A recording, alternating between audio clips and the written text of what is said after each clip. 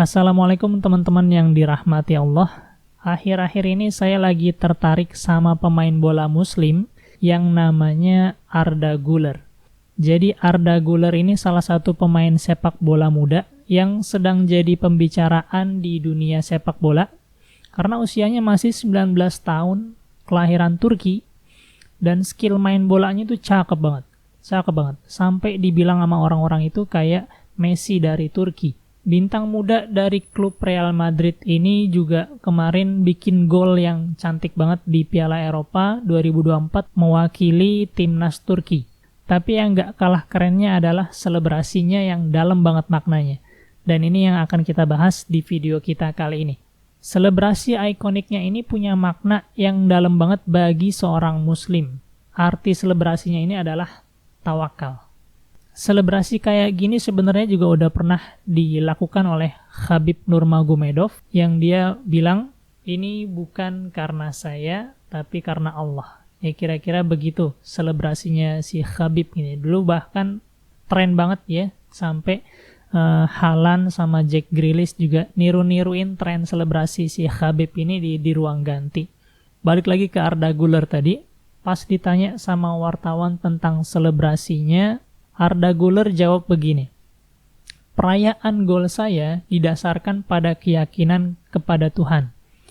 Saya percaya segala sesuatu berasal dari Allah, kata Arda Güler ini. Lanjutin lagi, mungkin ada beberapa cedera yang saya anggap buruk, namun saya yakin selama saya terus bekerja keras, semuanya akan baik-baik saja.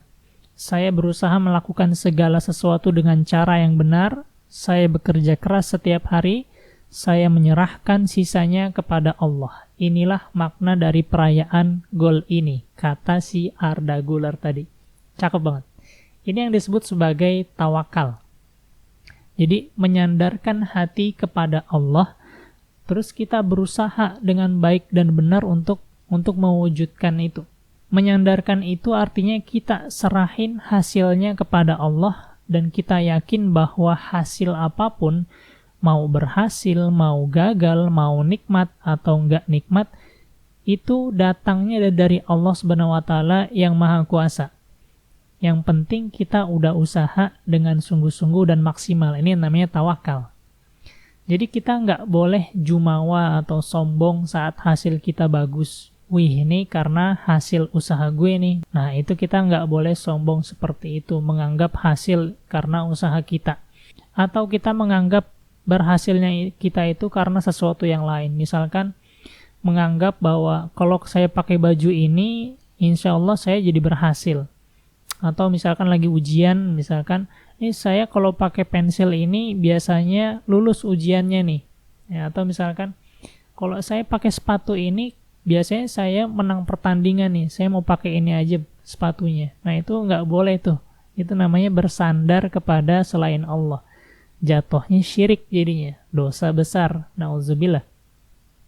Nah dan kalaupun hasilnya nggak sesuai dengan harapan kita nggak menyesal.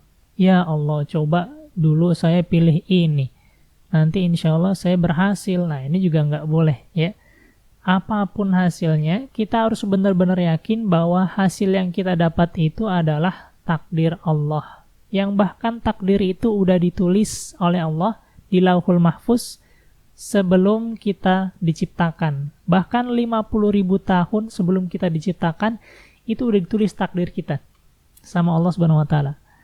Nah, maka kita sandarkan semuanya kepada Allah. Tapi sebelum itu kita harus usaha dulu sampai maksimal, nggak cuman pasrah doang tapi nggak usaha, nggak. Tetap sama seperti si Arda Güler tadi, dia cedera berkali-kali dan nggak masuk tim inti, tapi dia terus usahain segala cara dengan baik dan benar. Terus serahin hasilnya, sandarkan hasilnya kepada Allah, dan alhamdulillah hasilnya Allah kasih yang terbaik buat si Arda Güler tadi gitu ya. Makanya orang yang tawakal itu tenang. Dia nggak overthinking atau terlalu khawatir dengan hasil. Karena dia udah sandarkan sama Allah. Dia udah berusaha maksimal, tinggal hasilnya urusan Allah. Tenang hatinya. Misalkan ujian masuk PTN.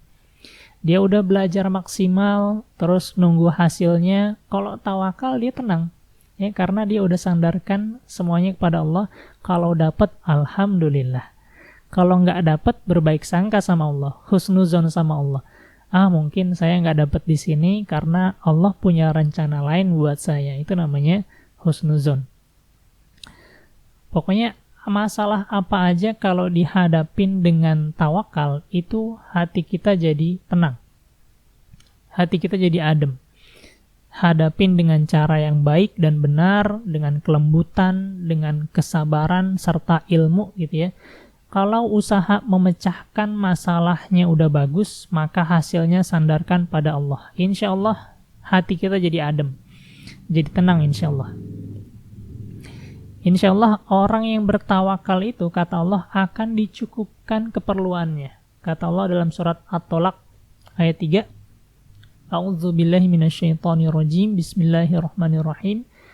Wa may yatawakkal 'alallah fahuwa hasbuh. Terjemahnya, dan barang siapa yang bertawakal kepada Allah, niscaya Allah akan mencukupkan keperluannya. Surat At-Tolaq ayat 3.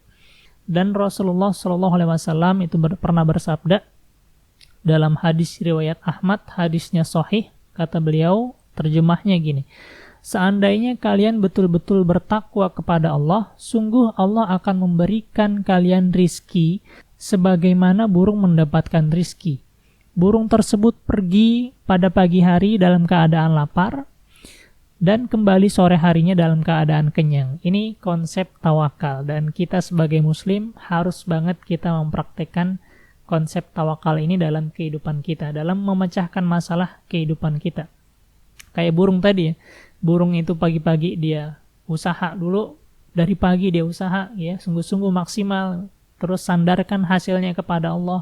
Mau dapat alhamdulillah, mau nggak dapat kita husnuzon sama Allah, berbaik sangka, sabar gitu ya. Dan insya Allah, Allah akan, janji Allah tadi, Allah akan cukupkan keperluannya. Gitu. Dan juga hati kita tenang, karena kita yakin sama Allah Subhanahu wa Ta'ala. Semoga kita dijadikan sebagai orang-orang yang bertawakal, dan Allah mudahkan jalan kita menuju surga. Semoga bermanfaat. Jangan lupa tawakal. Assalamualaikum warahmatullahi wabarakatuh.